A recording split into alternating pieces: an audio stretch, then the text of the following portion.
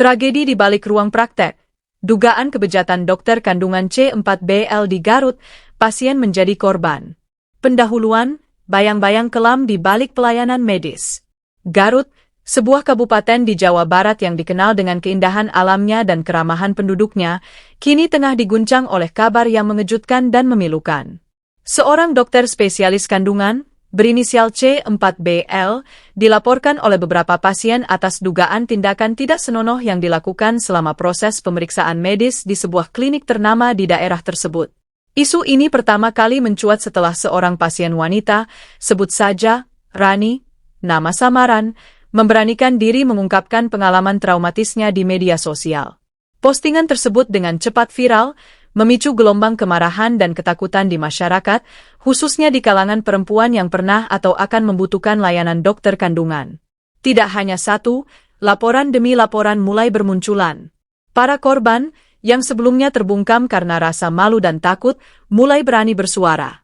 Dalam pengakuan-pengakuan mereka, terungkap modus operandi yang sistematis, manipulatif, dan memanfaatkan ketidaktahuan pasien akan prosedur medis.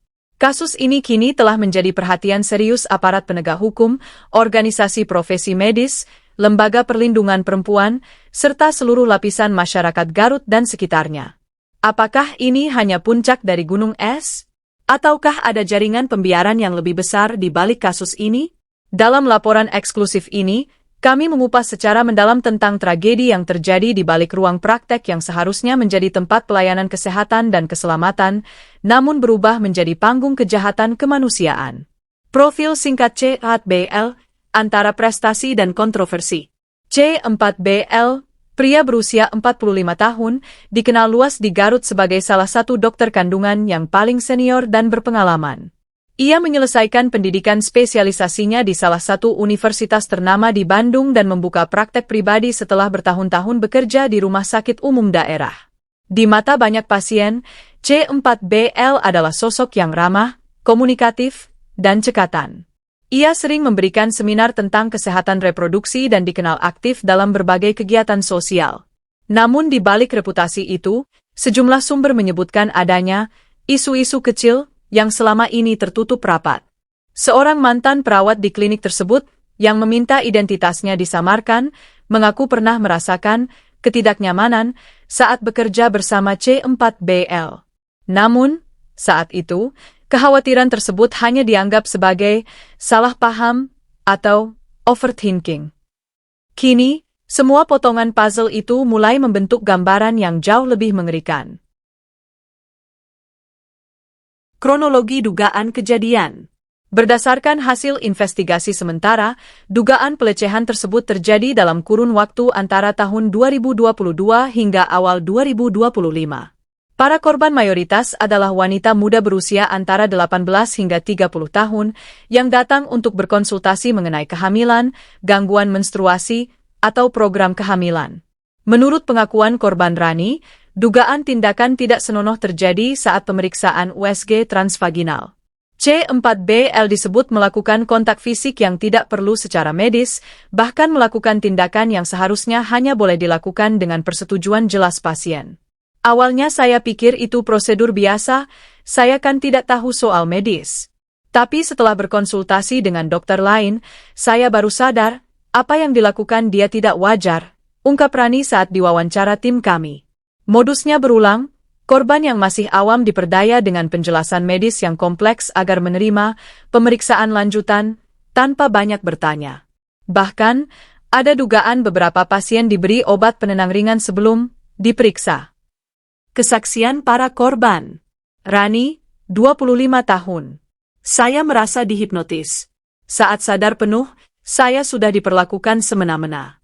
Saya takut melapor karena malu, dan saya pikir tidak ada yang percaya. Nadia, 29 tahun. Saya heran, kenapa harus sentuhan begitu intens di luar pemeriksaan standar. Tapi saya takut mengganggu proses konsultasi. Baru sekarang saya sadar saya jadi korban. Fitri, 22 tahun. Saya pernah tanya ke suster, katanya memang prosedurnya begitu. Tapi setelah ini terungkap, saya yakin itu semua bagian dari manipulasi. Investigasi aparat penegak hukum. Pada awal April 2025, setelah menerima 3 laporan resmi, pihak kepolisian Resor Garut membentuk tim khusus investigasi. Kapolres Garut, AKBP Dedi Purnama, dalam konferensi pers, menyatakan, "Kami akan melakukan penyelidikan transparan dan profesional. Dugaan pelanggaran etik dan hukum serius ini tidak boleh dibiarkan.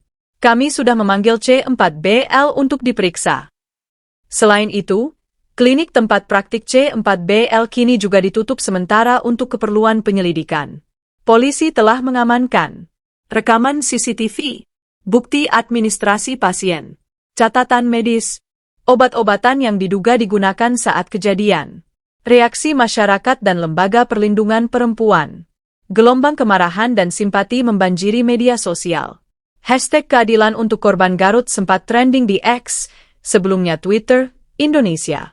Organisasi seperti Komnas Perempuan, Lebih Apik, dan Yayasan Pulih segera turun tangan. Mereka membuka posko aduan khusus bagi korban-korban lain yang mungkin masih takut melapor.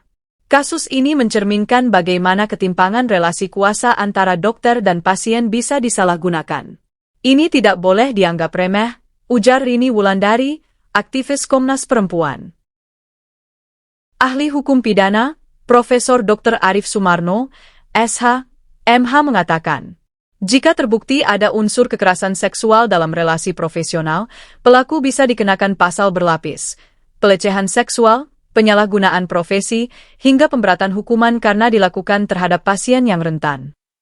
Psikolog klinis, Dr. Maya Kartika menambahkan, korban biasanya mengalami trauma berkepanjangan, merasa bersalah, bahkan takut berobat ke dokter lain.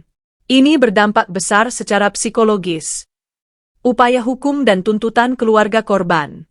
Para keluarga korban kini bersepakat membentuk tim advokasi bersama. Mereka menuntut penahanan segera terhadap C4BL, pencabutan izin praktik, ganti rugi moral, pemulihan psikologis korban difasilitasi negara. Kami tidak hanya menuntut hukuman untuk pelaku, tapi juga reformasi prosedur perlindungan pasien di semua fasilitas kesehatan, kata Yuliana, perwakilan keluarga. Pembelaan dari pihak C4BL. Lewat kuasa hukumnya, C4BL membantah semua tuduhan tersebut. Semua tindakan medis klien kami sesuai dengan SOP. Tidak ada niat jahat. Kami menduga ada upaya pembunuhan karakter, demikian pernyataan resmi kuasa hukumnya. Namun penyidik kepolisian menyatakan, bantahan tersebut masih diverifikasi melalui bukti-bukti lapangan dan keterangan saksi lain. Catatan khusus, mengapa korban takut melapor? Dalam banyak kasus kekerasan seksual, termasuk yang terjadi di ruang medis, para korban enggan melapor karena beberapa faktor. Rasa malu dan takut disalahkan, takut dianggap berbohong, relasi kuasa dokter pasien yang timpang, minimnya prosedur pengawasan di fasilitas kesehatan, stigma sosial. Oleh karena itu, kasus Garut ini diharapkan menjadi momentum untuk membangun sistem proteksi pasien yang lebih kuat.